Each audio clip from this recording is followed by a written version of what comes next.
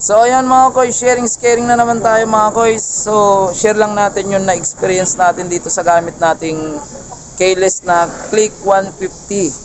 So applicable din to mga koys sa PCX, sa Honda ATV. So mga features kasi ni Honda halos same lang naman yung mga yan.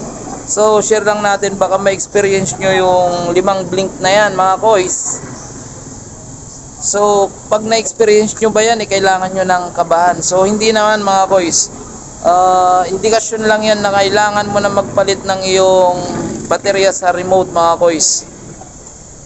So, sa panel ni Honda, makikita nyo yan. Kahit yung sa baterya mismo ng motor, makikita nyo rin yan. Yan.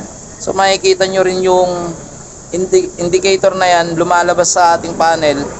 Kumbaga, binibigyan tayo ng warning na kailangan mo na mag-ipon para pambili ng